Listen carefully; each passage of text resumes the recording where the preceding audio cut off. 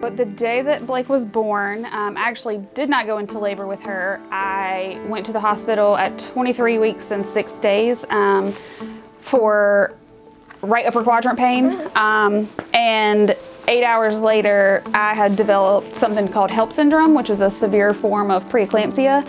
And the only cure is delivery. And I was in liver failure secondary to the HELP syndrome. So I had an emergency C-section.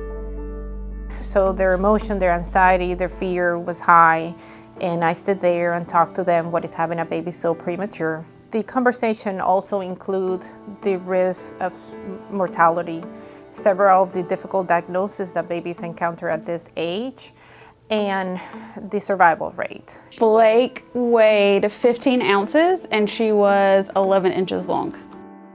Having a breathing tube, having a medication that helped those lungs expand.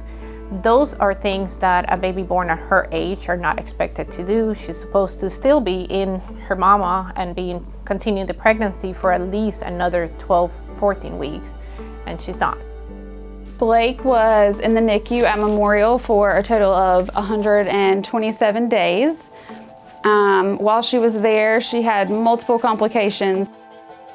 She ended up having to undergo surgery, and her parents were able to always be there for her before, after, during, and we were able to, with that, also continue to support them, explain what was going on, and have a more direct communication that sometimes it gets difficult if the distances are far away. She also had 3 eye surgeries, and she had multiple central lines, wasn't able to eat for 3 months. So she had nutrition being solely received through her IV. She had a feeding tube in her stomach. The Ronald McDonald, I don't even think the word important is enough to justify how amazing the Ronald McDonald House was for us.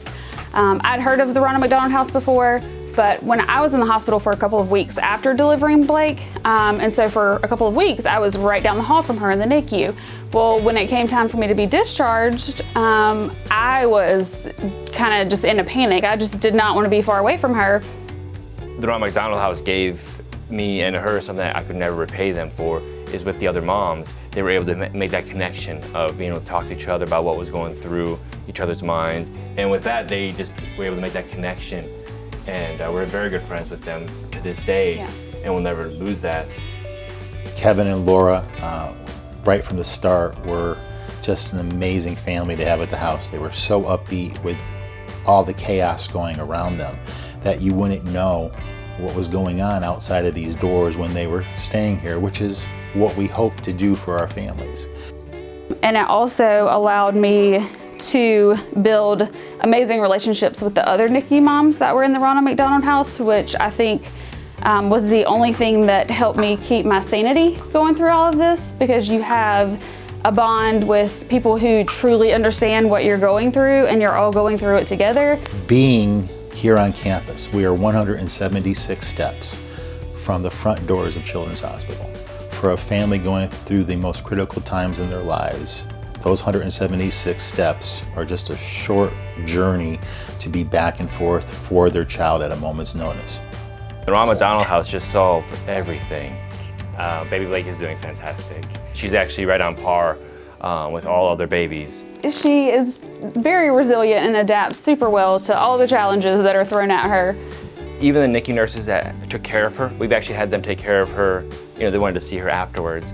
And they all say how much of a happy baby she was. Even during the surgeries or after, she would still give us smiles, letting us know that everything's okay. You know, like, we would not be here today if it wasn't for the Ronald McDonald House.